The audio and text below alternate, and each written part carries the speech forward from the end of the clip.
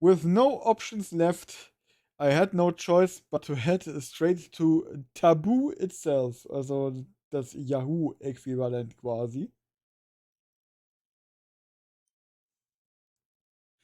Newsflash, This just in ist auch ein toller Satz. Over 200 casualties in Shibuya. Over 300 persons injured in Shibuya. Kanto region. Seismic intensity 5 earthquake. Dead fetus found in abundance. Okay, das sind ja die New-Gen-Sachen. On it, I found the following article: over 200 casualties in Shibuya. So there really had been an earthquake. It had been a seismic intensity 5 earthquake, and loads of people had died. The casualties were currently set at 200, but the article stated that the number may even go beyond that. There were also reports of Shibuya's sky turning pure white for a short period of time, as well as a giant mushroom cloud, though no one knew if either of those were connected to the earthquake. The earthquake was also being discussed on a channel, with people posting things like more Shibuya stuff or Shibuya is over and or whatever else.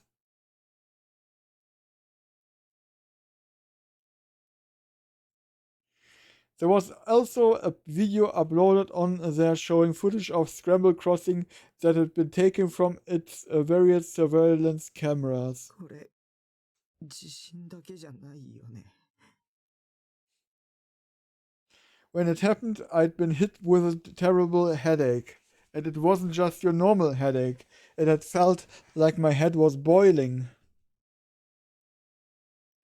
And even now, almost 2 hours later, I was still experiencing throbbing pain and fatigue. 電子レンジに閉じ込められたらあんな風になるかもしれない。 If I thought about it that way, my delusion that Shogun was going after me with wave attacks might not have been so far fetched. Right at that moment, I heard a familiar sound coming from my PC. It was a notification tone that played whenever someone entered the chat room. Grim might have joined. I wanted to get the full story of what had happened, so I opened up the chat room. Oh oh.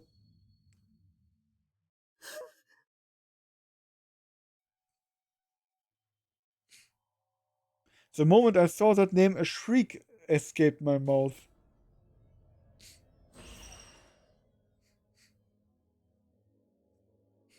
What was with this timing? Could he actually read my mind after all? The hand I was using to hold the mouse was trembling. My entire body was frozen in fear, overriding my headache. Just looking at Shogun's name made me feel sick, but I couldn't look away. I wanted to close the chat room, but I was in such a state of shock, my mind and body felt like they had been ripped apart. I tried desperately to move the mouse, but my body simply refused to listen to me. I felt chills on the nape of my neck. I was being watched. God's gaze. Or maybe it wasn't God. Maybe it was Shogun's gaze being shot down from an orbiting satellite. Just leave me alone. I wanted to run away. But where would I run? It didn't matter where I went. Even if I went to the very edges of Japan, he would still catch me. It's been a long time. That was the first thing Shogun had said to me. He said it like he was just casually saying hello to a friend he hadn't seen in a while. But I knew for a fact I had never, ever considered this guy a friend. My teeth sank into my lip as I stared at the words written across the monitor. However, instead of making me freeze out of fear, the message from Shogun instead sent me grabbing for my phone. It was past 3 p.m. At this hour, classes were probably still in session. But Surely my situation wasn't hopeless. If Rimi was here, she could do something. That's what I wanted to believe. I went to my address book, although it wasn't much of a book considering how empty it was, and called Rimi's phone number. 助けてリミ。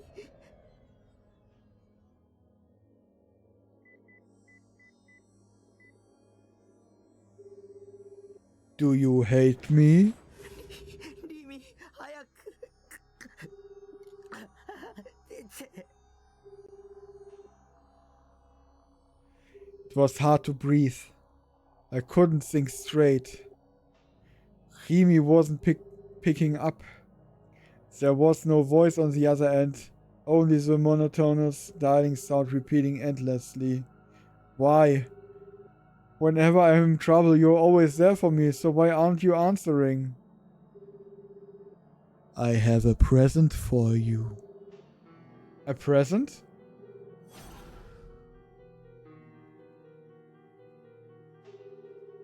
You're gonna send me some more disgusting shit? At this time, you're gonna blame me for it. You're gonna pin me as the new gen culprit. No, anything but that. It's not me. I'm not the culprit.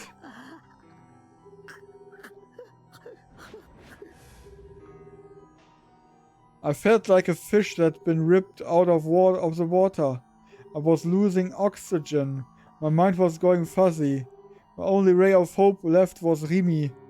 I grasped my phone tighter and tighter, praying with all my might to the other end of the call. She picked up. 助けて。留守番電話サービスにおつなぎします。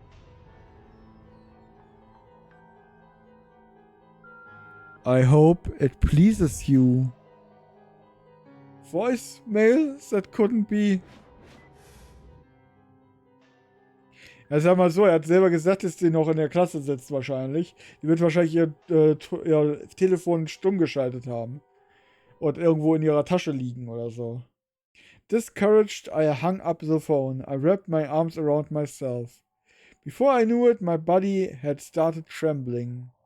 I was more afraid of Shogun than I thought I was. But why wouldn't I be? He was a homicidal maniac posing as a handicapped person, and he had already committed 5 unspeakable crimes. And I was the next one in his sights. 助けてよ。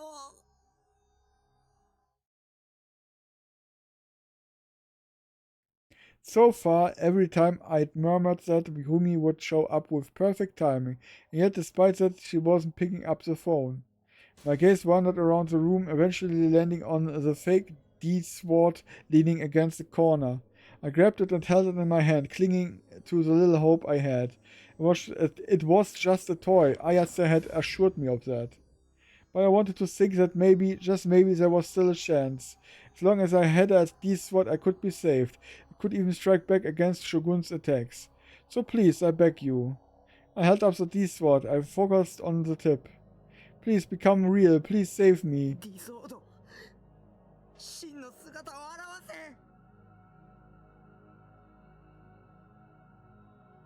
I closed my eyes tightly and directed all my strength into the hand and grasping the hilt.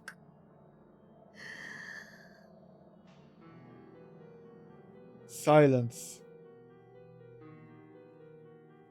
I slowly opened my eyes. Nothing had changed. It was just a toy. くそくそくそくそこの役立たず。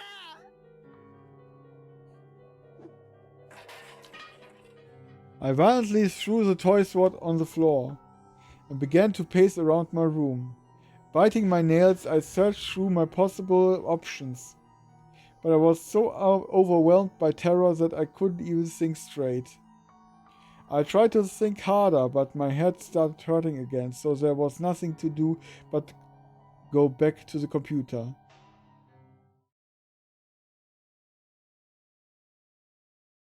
Shogun had already left the chat room. All that remained were those 4 lines. I didn't want to see any of it, so I hurriedly closed the chat room while Shogun wasn't in it. My body was still trembling. Shogun was trying to provoke me. Was it fun fucking with me like this? Had I been chosen as the next victim, and this was a means to that end? Or was I just the perfect person to pin his crimes on? 誰か助けて、助けてよ。 I stared at the post-awakening version Seratan, as if I was clinging to my only refugee. 一人は怖いんだ。 I didn't want to be alone. I wanted someone to be by my side. I wanted someone to protect me. そうだ、学校だ。学校へ行けば。 Remy will be there. I couldn't bear staying here alone with my spiraling anxiety. I took off my worn-out sweatshirt that I usually wore around the house, threw on my uniform, and left my base.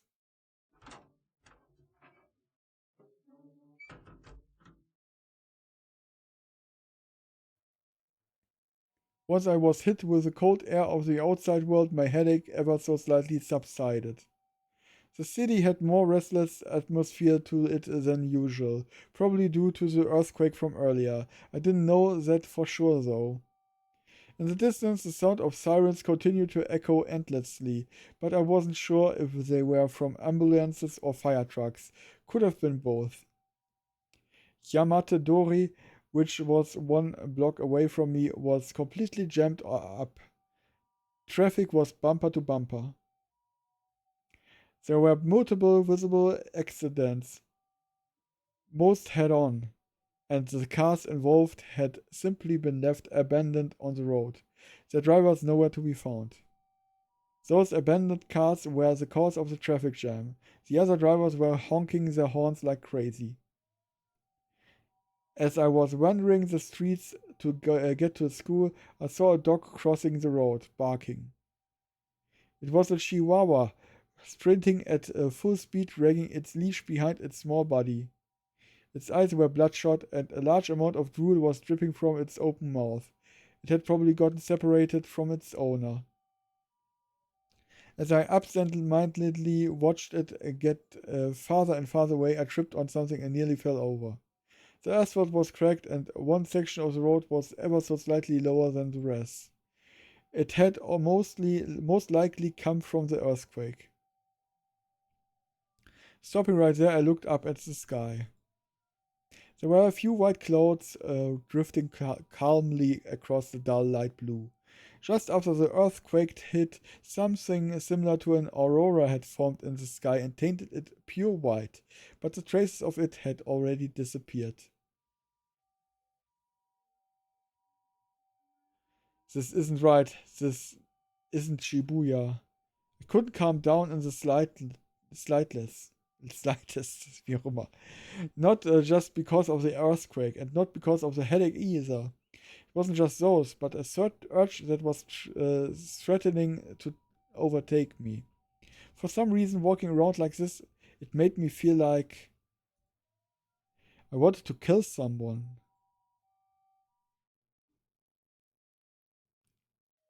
By the time I got to the school gate, the anxiety and sense of dread I'd been feeling were increasing by the second. I had the chills, my body wouldn't stop shivering, and my headache was coming back. When I looked closely, I noticed a group of students formed around the third-year building. I looked for Remy within them.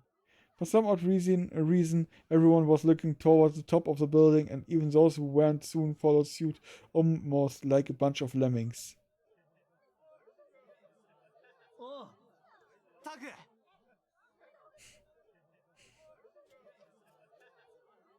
Misumi-kun rushed over to me.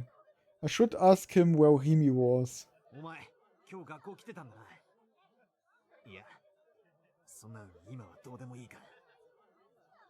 He looked gravely serious, and his face was pale. Seeing Misumi-kun like this was very unusual. What the hell was going on?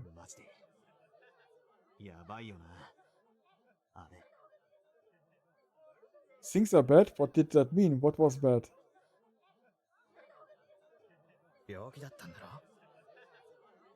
精神病のことがバレて余計におかしくなっちゃったらしいぜ。さっき飛べるとか言ってたぜ。やべえよ。やばすぎる。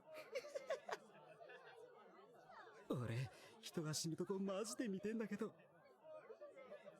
とグロすぎて最高だぜ。早く落ちてこねえかな。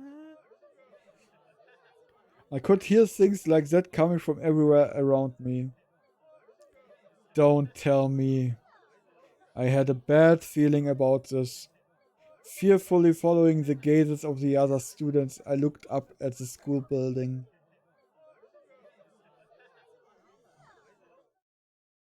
On the edge of the rooftop stood a single girl.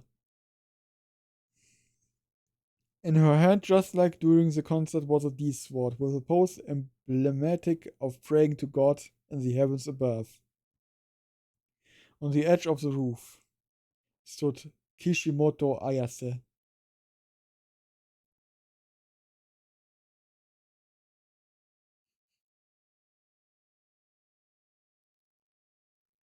その体は写真の影に潜む。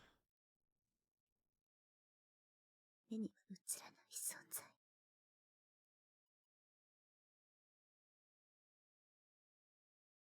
Kishimoto Ayase felt the wind blowing.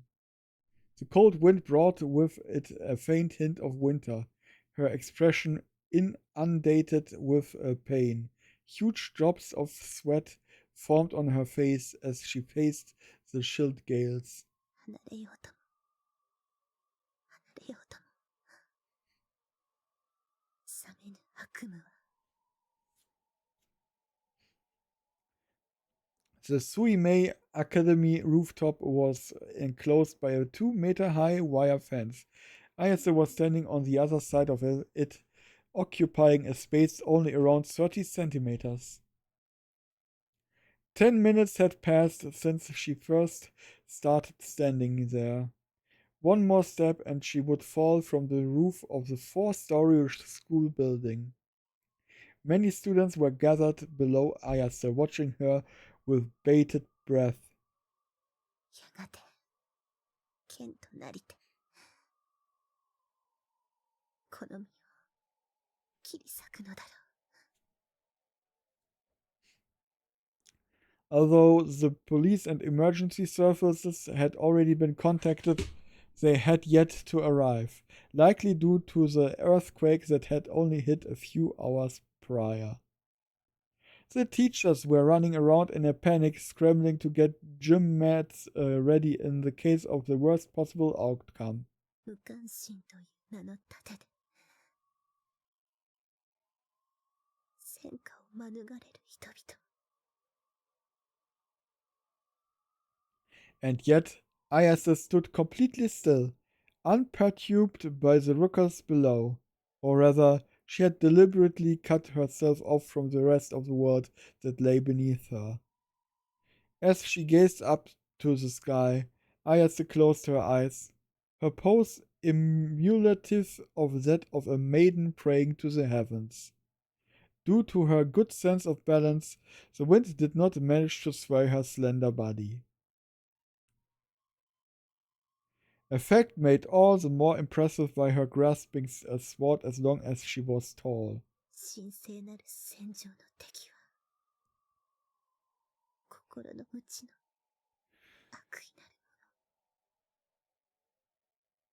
The sword, her D-sword, was blinking with a pale blue light. As if synchronized with it, Ayase's labored breathing continued, and then she began to murmur once more. 悪意は時として意志を持ち、そしてその姿を表す。 The verses she unfolded through her murmurs soon vanished into the wind. Ayase opened her eyes and gazed at the crimson sky spreading over the buildings of Shibuya. この世界は悪意の妄想に満ち溢れている。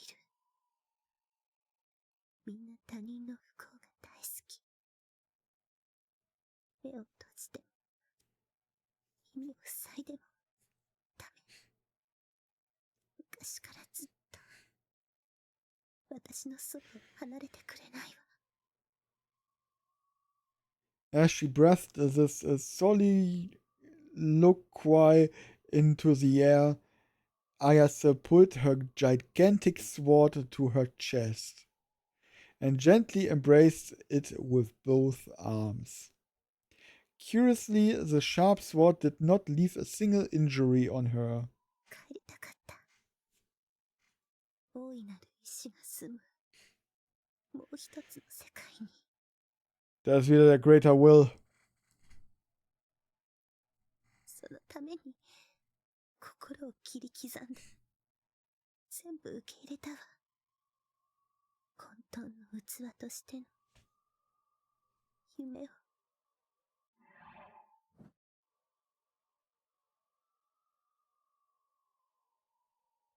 Ayase's face twisted in sorrow. Tears quietly spilled from her eyes. Droplets, flowing voicelessly, were all swiftly carried away by the wind. だけどグラジオールの帯同が活発化している。もう時間がないのに見つからない見つからないのよ。天国の扉も賢者も導き手も七つの神罰も。黒騎士の伝説は本当なの？歌はもうたくさん歌ったわ。それで足りないって言うなら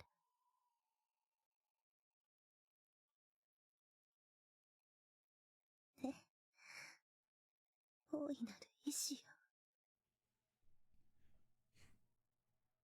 Ayase spread her arms out far and wide, as if trying to embrace the sky itself, as if trying to show her presence to God on high.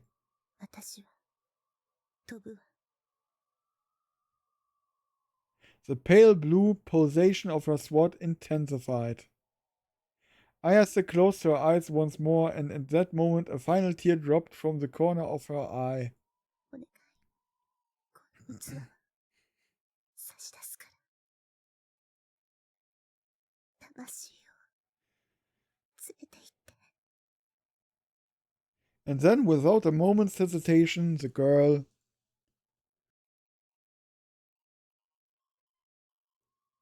with nothing there to support her, took a step forward.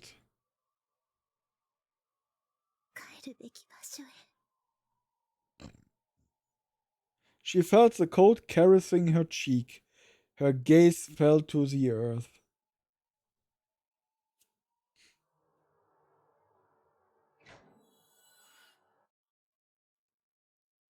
Looming closer as she fell was a door, a gate, and on the other side of it was the sky Ayase desired.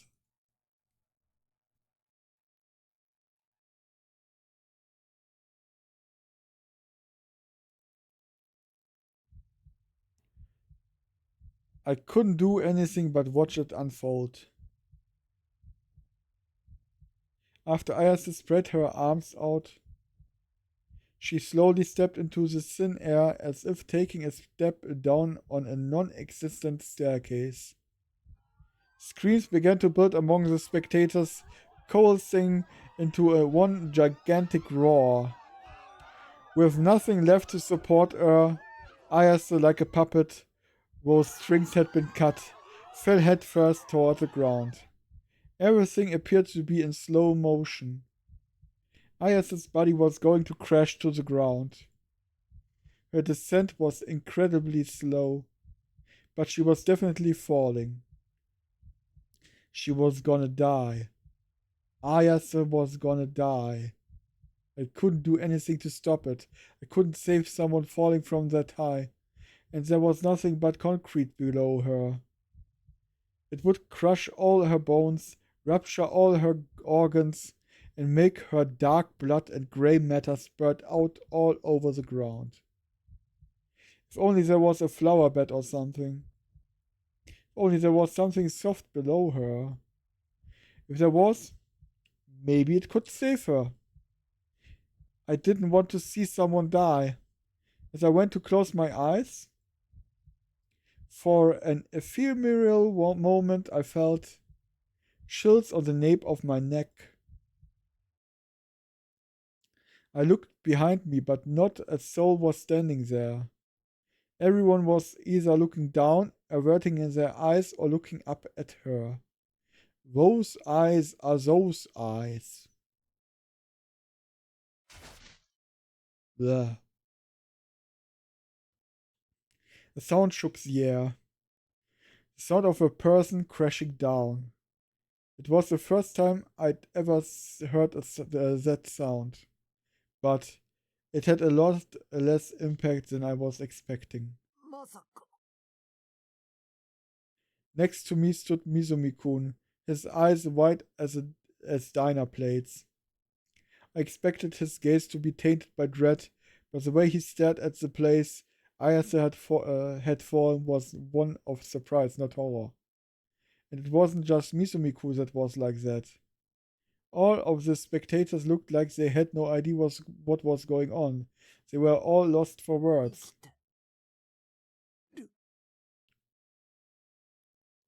Huh? She was alive?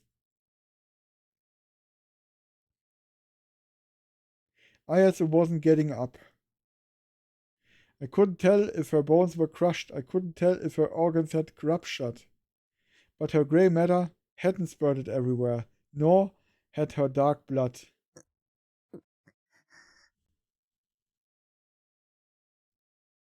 A small, feeble groan escaped from Ayase's mouth.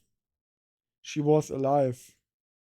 She seemed to be unconscious, and she wasn't moving, but she was alive. She was barely even injured. There was only a small drop of blood on her forehead. She had fallen from the rooftop. But there she was, lying there almost completely unharmed, lying atop a flower bed. 花壇に。 Was there always a flower bed there? "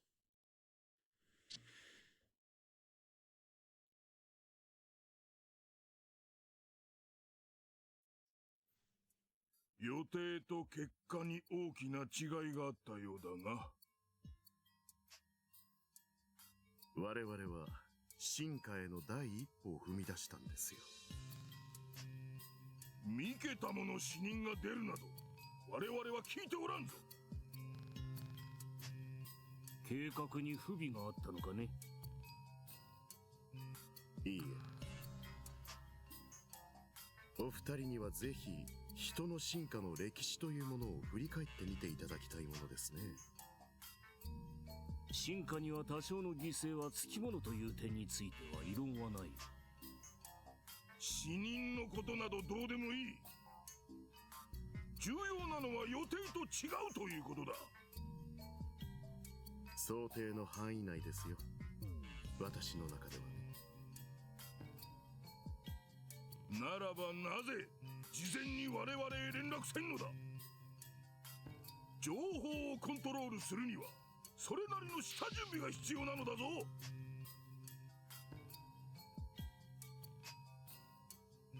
貴様の推挙のために人や金を犠牲にしてきたわけではない。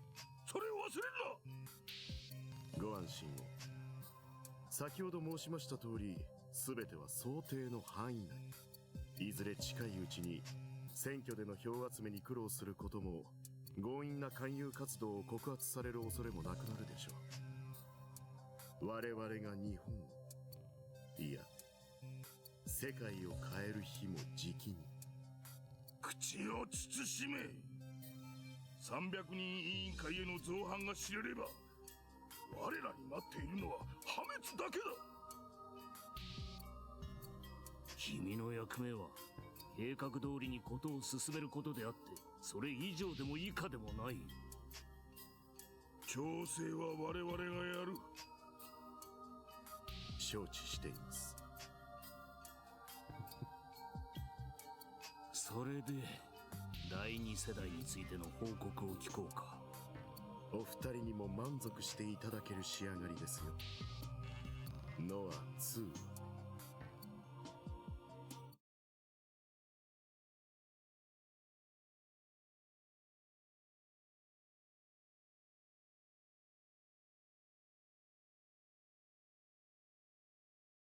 I bolted away from the school as fast as I could, and I ran and ran all the way to the park. Only when I felt like I was about to suffocate did I stop. My lungs were in dire need of oxygen. As I gasped for breath, I took a quick look around the park. There was no one around. There was no one there I was afraid of. Neither Shogun nor Niwa were anywhere to be seen. Relieved, I tried to catch my breath. It was almost evening. The sky's blue was slowly turning orange with the twilight. Compared to the insanity at school that had felt so unreal, the park was completely quiet, just as it always was. The incident from before had ended as failed suicide attempt. Ayase had then been taken away on an ambulance, but I had no way of knowing what happened after that. After going through all that, I gave up on searching for Rimi and came here to the park instead.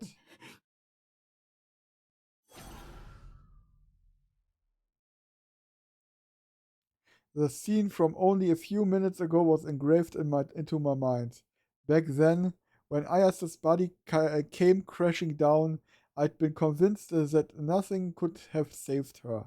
But she had been saved. I didn't know how exactly, but I at least knew she wasn't dead. She had been breathing, virtually unharmed too. Under normal circumstances, she would have absolutely died. The thing that had saved her was a total miracle. She had fallen on top of the slender soil of a flower bed.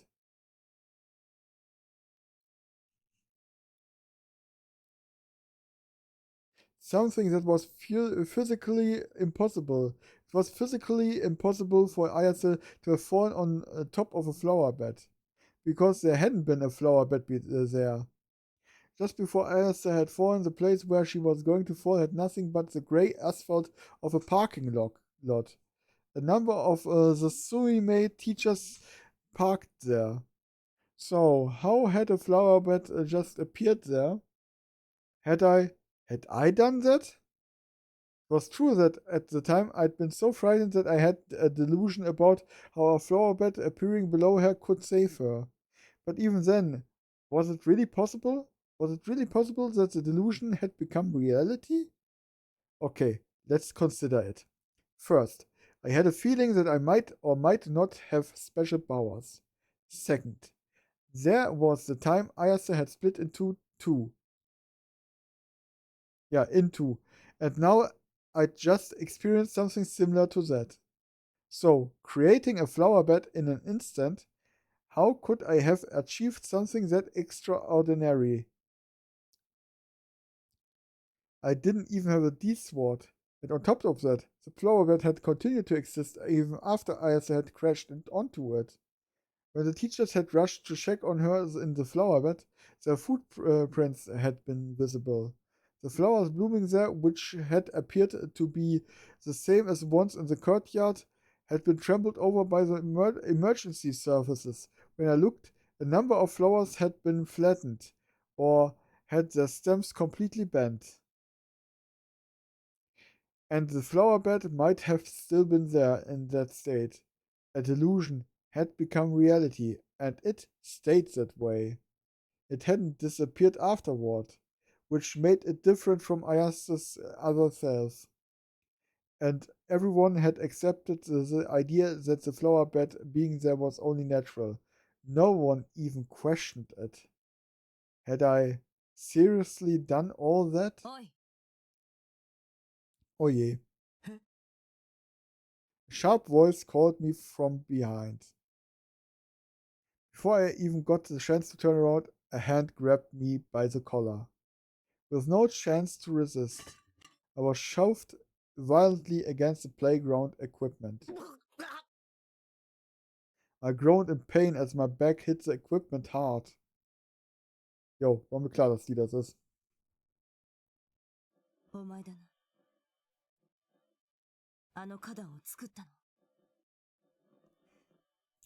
It was her, Senna. She was the one tossing me around. She continued gripping my collar with tremendous strength. It grew hard to breathe. I had to fight back by squirming and flailing around with my arms, but she refused to let go. Her eyes were filled with sharp, murderous light.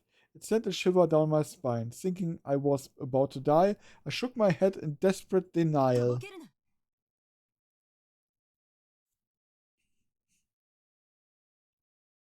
I could feel Senna's breath on my cheeks. She was so close, she could rip out my throat with her teeth just like that. Why was this girl so violent and terrifying? Save me, somebody save お me. 前は天聖信仰会と関係があるのか。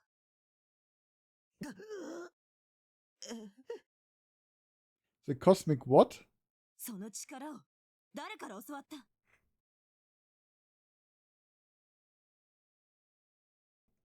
Senna's voice was unusually tense.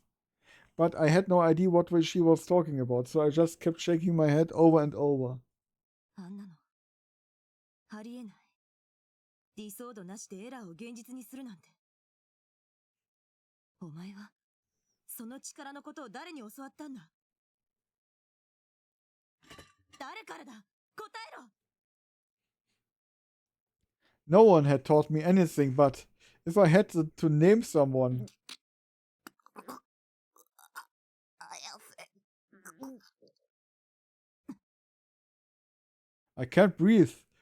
You're choking me. I'm gonna pass out. I'm gonna die. I'm done for.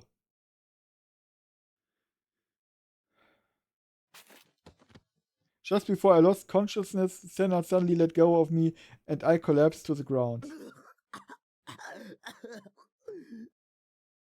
I kept on coughing, struggling desperately to get oxygen in my lungs. What the hell was she doing? Was Senna my enemy after all? Was she another one of Shogun's underlings? If she was, then I had to run away. 本当に天聖信仰会とは関係ないんだな。 What the hell was the Cosmic Church of the Divine Light? I had never heard of it.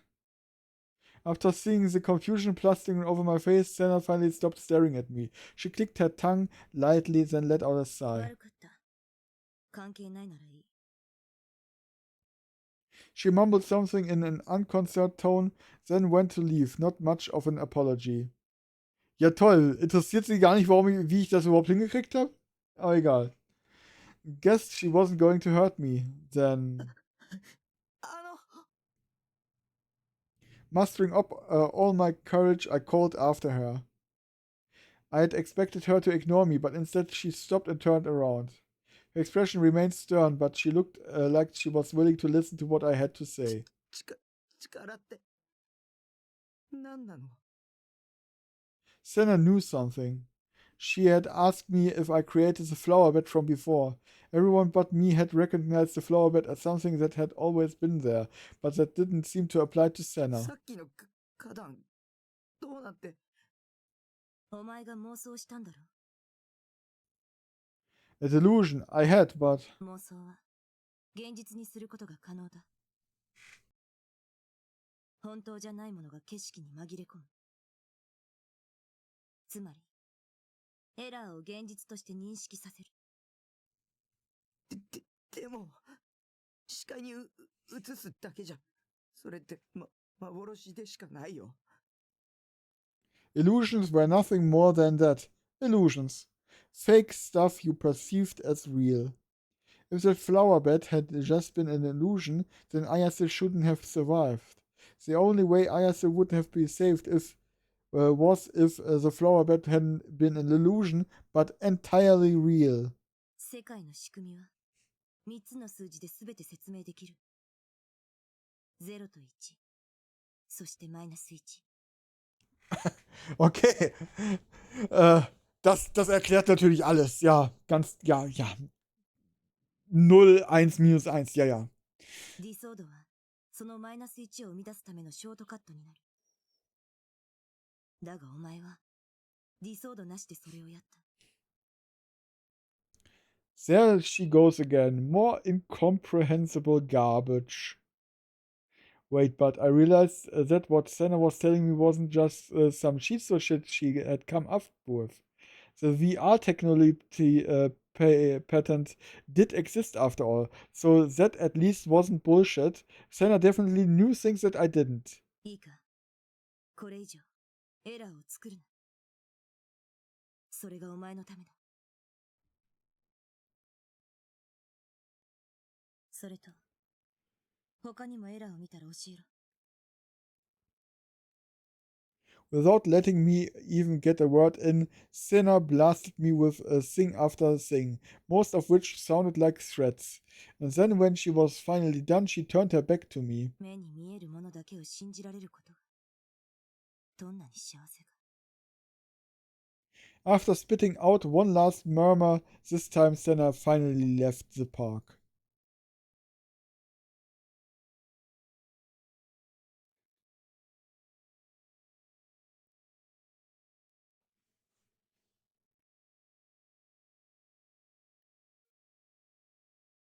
The floor of AH Tokyo General Hospital that housed the psychiatric ward was engulfed in silence. Ever since the earthquake had struck, the emergency room and surgical ward had been faced with a difficult situation. Injured citizens who had lost consciousness due to unexplained symptoms were being carried into the clinic one after the other. The psychiatric ward, meanwhile, was not nearly as involved in the relief efforts, nor were the outpatients facilities, allowing the latter department to conclude its operations even earlier than usual.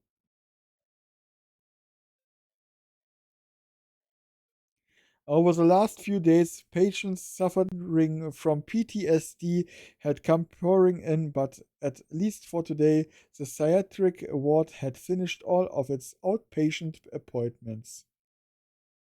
A nurse there,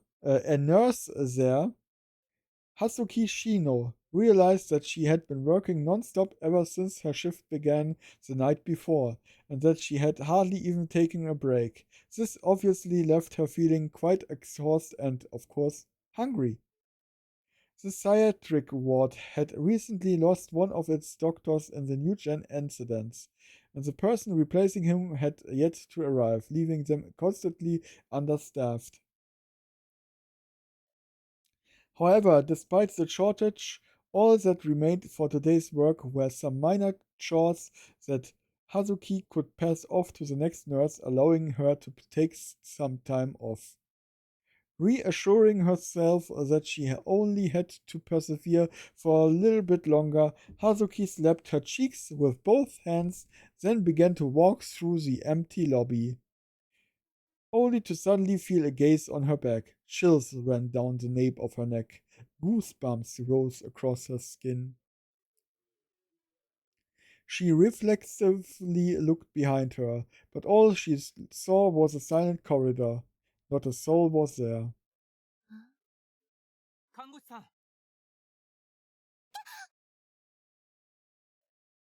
Hazuki jumped in surprise. She had heard a voice come from an entirely different direction. The origin of the voice was a single man standing in the lobby, which Hazuki had been convinced was empty. He had called out to her the moment he first saw her.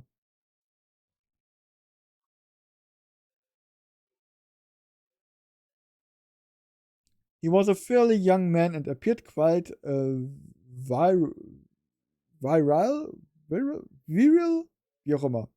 His complexion was nearly faultless, and he looked just as, if not more, healthy. あなたは。ちょっと時間もらっていいっすか。はあ。どうもっす。 He smiled awkwardly, abruptly grabbed Hazuki's arm and started walking her from the lobby towards the stairs. Hazuki, still quite bewildered, watched as the man, Suwa Mamoru, took out a black ID badge from his pocket and humbly held it out to her. It was a police badge. Stopping at the landing of the stairs, Suwa looked around carefully. He seemed to be very concerned with his surroundings. それで、お話って。Still having quite a bit of work left to do, Hazuki was feeling slightly restless, something Suwa seemed to understand implicitly. And then, without any form of introduction, Suwa produced a photo from his pocket. この少年に見覚えないっすか？ Depicted in the photo was the apathic face of Nichijou Takumi. Hazuki, confident in her ability to recognize faces due to her profession, nodded her head. 西条拓海。間違いないっすか？ええ。でも。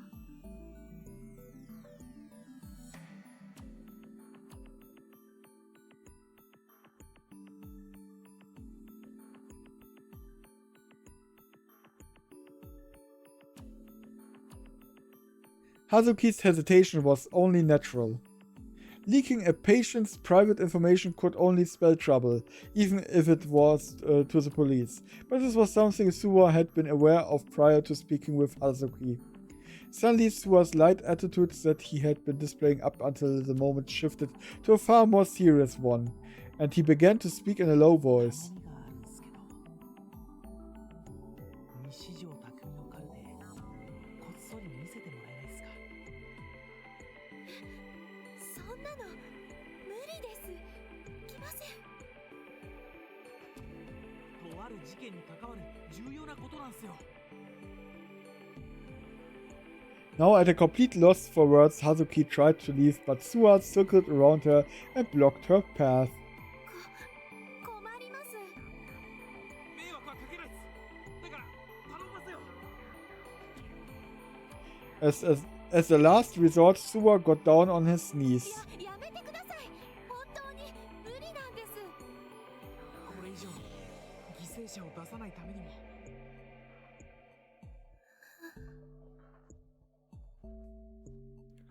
Hazuki had no idea what she could do to make him give up. Unable to think of any proper way to say no, Hazuki could do nothing but stammer.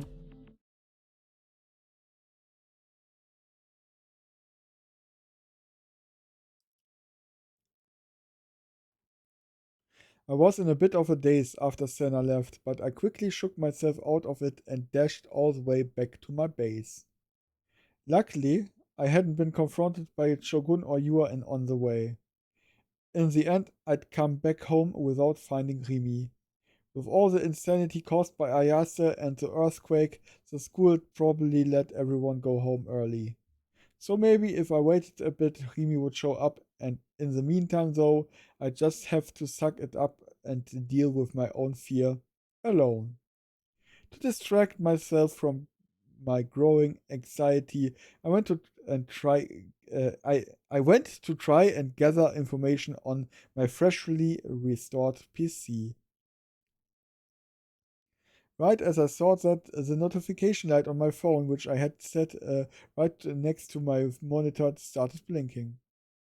When I opened it, I saw that I had received a text. I thought it was Rimi trying to contact me, but when I opened it... Oh my god, it's Nanami at tokome.ne.jp. Gotta tell you about school today. Something crazy happened at school today. There was a suicide attempt. It was so freaky. I haven't been that scared in a while. Sniffle. I hope she's okay. Were you at school when it all went down, Brick Bro? Oh, and wow, that earthquake was crazy too. It gave me a really bad headache though. What was that all about? So she kind of enjoyed being part of the spectators, huh? That's not fucked up at all. Naturally, I didn't send a reply. I searched online for information on Ayase. Phantasm's official homepage was still down, and none of the newspapers had reported on her either. Well, I guess they had their hands full with the earthquake, so they couldn't really spend the time reporting on some random indie singer's suicide attempt. where things were now, I had no way of figuring out how exactly Ayase was doing, so I switched topics.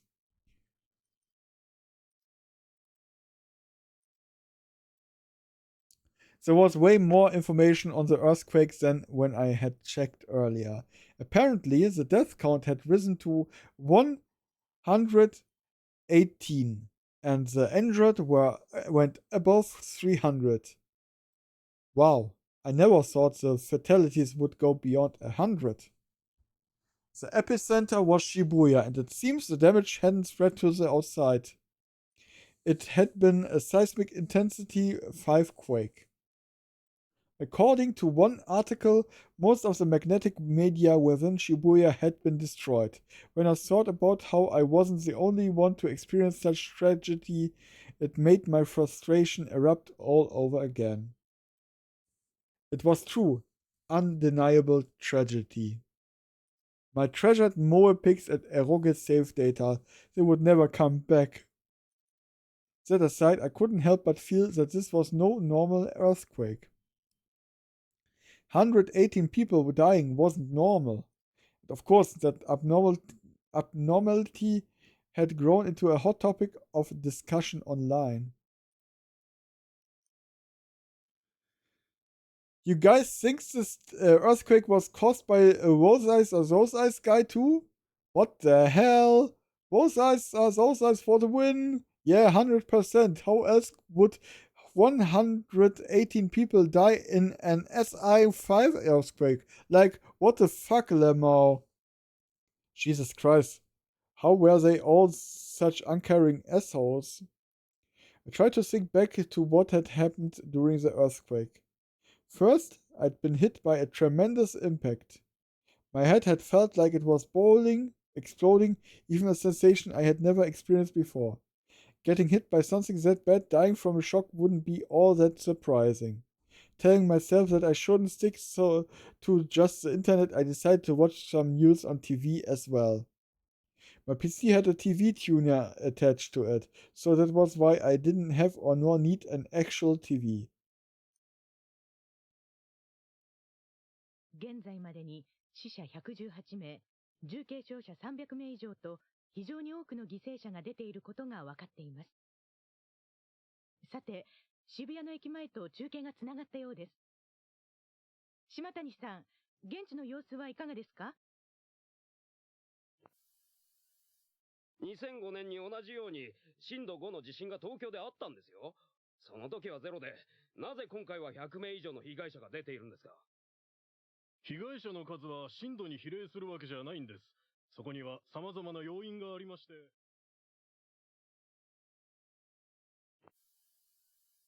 亡くなった方の死因や病院に運ばれた負傷者の容体については、未だ詳しい情報が入っておりません。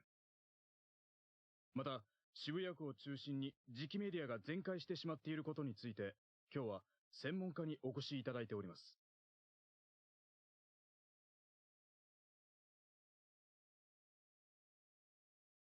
地質学産業研究所より林原泰造先生、財団法人地質調査環境センターより小沢幹人先生にお越しいただきました。林原さん、今回の地震について磁気メディアに深刻な被害が出た原因というのはどういうところにあるんでしょうか？まず知っておいていただきたいのは、渋谷区あたりの地下200メートル付近には磁鉄鉱、つまり天然の磁石が多く埋蔵されている地層があるということですね。地層の分類としては火成岩層ですが、私たちはこのエリアを磁鉄鉱の谷、マグネタイトバレーと呼んでいます。地中にある磁石の谷ですね。文字通り、かなり大規模な岩脈なんですよ。ここにですね、今回の地震のような大きな刺激が加わったとするならば、その影響で地上に存在する磁生態、主に磁気メディアの持つ記録部に、致命的なダメージを与えてもおかしくはないんです。何をバカな。小沢先生は別の意見ですか？確かに渋谷の地下には巨大なマグネタイトの岩脈があることは事実です。ですが、磁石と呼ぶにはあまりにも微弱なこのマグネタイト群にはですね、地上の磁気モーメントや安定磁場を崩すほどの力はないというのが通説になっています。実際ですね、過去にも震度5の地震は何度も発生しています。過去のそれらの地震では今回のような被害はなかった。なので、原因は別にあるのではないかと考えるのが妥当だと思います。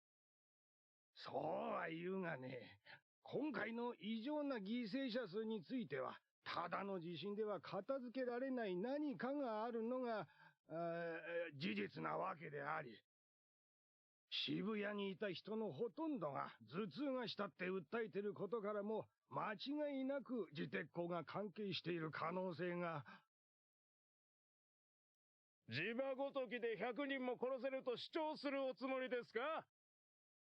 それではここで CM です。結局、詳しいことは何もわからずか。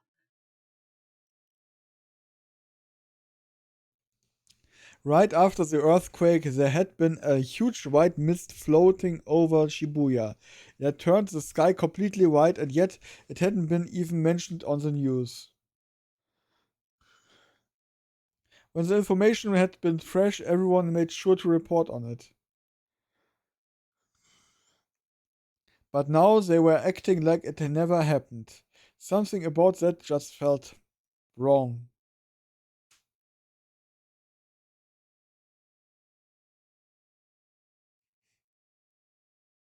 The off-hours entrance to AH Tokyo General Hospital featured an area where ambulances could pull up alongside the building in order to deliver emergency patients. 2 ambulances were currently parked there, and paramedics were carrying those injured during the earthquake into the hospital. A doctor wearing light green surgical scrubs and the middle-aged head nurse accompanying him with loudly directing the paramedics through the process. The area around the off-hours entrance was already lined with patients waiting to receive treatment, the sheer number of which indicating how busy the doctors truly were.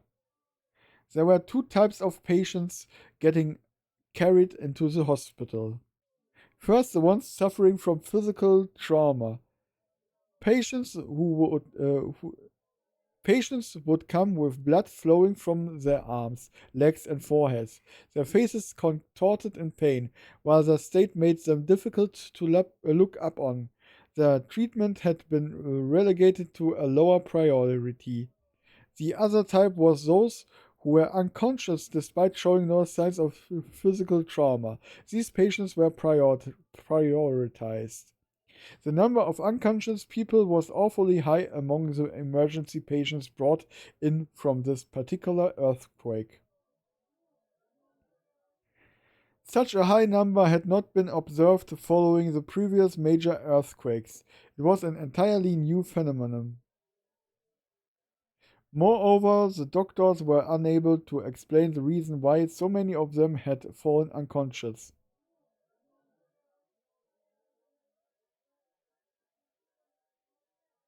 Another ambulance arrived at the hospital, its siren blaring loudly.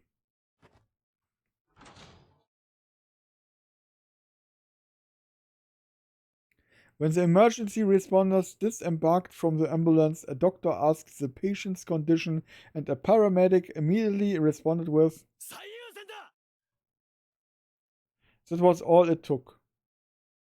In a normal situation, the doctor would have protested, asked for more information. In such an unprecedented, chaotic situation, one would have expected that just shouting top priority would be answered by a succinct, "You don't say."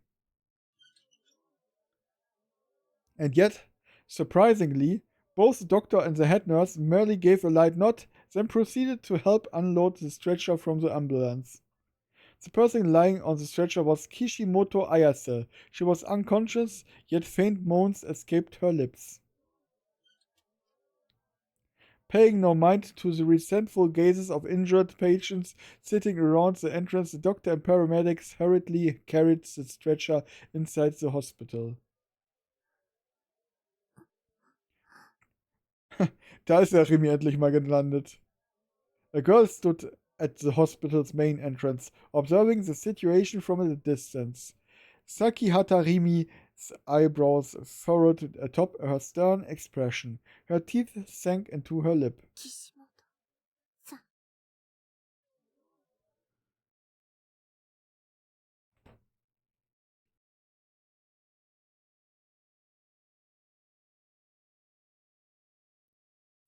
Obviously, I was concerned about the earthquake, but Shogun was way more of an issue to me. I couldn't get him out of my head. And speaking of, my headache was more or less gone, but anxiety had already swooped right on in to replace it, as I did the depression that came with being alone. I still hadn't heard from Rimi. I had tried to call her myself, but I'd gone straight to voicemail. Up until now, Rimi had always come dashing in to rescue me, to tell me everything would be fine. So, of all days for her not to do that, why today? Hadn't she told me that she would always stay by my side? I gritted my teeth, and then, as a way to escape my anxiety, I decided to focus entirely on reconfiguring my PC. First things first, I needed to fix the settings on my email software. I'd been forever since I'd first set it up, so I couldn't remember how exactly to do it. So the first thing I had to do was find the instruction manual that had been included with the email software provided by my ISP. Despite not putting in much actual physical work, I found myself drenched in sweat. I'd nearly given up on frustration multiple times throughout the process. I'd ended up eating a full hour of my time. It had ended up eating a full hour of my time, half of which was spent trying to find the damn manual, just to recover my email address. Well, now that I had it back, I should check it right away.